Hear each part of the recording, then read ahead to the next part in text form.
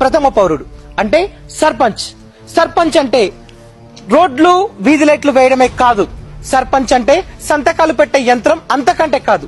సర్పంచ్ అంటే పంచాయతీలు చెప్పడమే కాదు. సర్పంచ్ అంటే ఖద్దరు బట్టలు వేసుకొని కారులో తిరగడం అంతకంటే కాదు.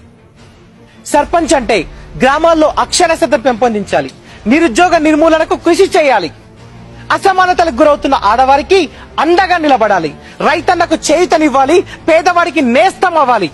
నాకు తెలిసి సర్పంచ్ అంటే 24 గంటలు ఊర్లోనే ఉండాలి, ఊరి కోసమే కలలు కనాలి, ఆ కలలను నెరవేర్చాలి.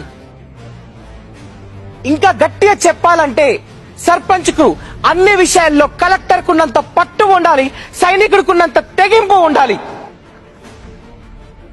కానీ మనం ఎలాంటి వాణ్ణి కుర్చీలో కూర్చోబెడుతున్నాం?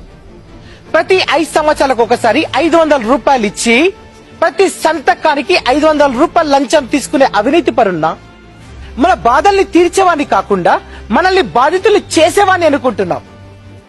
చచ్చేంత వరకు ఊర్లో ఉన్నవాడిని కాకుండా చుట్టం చూపుల ఊరికి వచ్చేవాడిని అనుకుంటున్నాం. అసలు సర్పంచ్ తెలియాల్సిన విషయాలు చాలా ఉన్నాయి.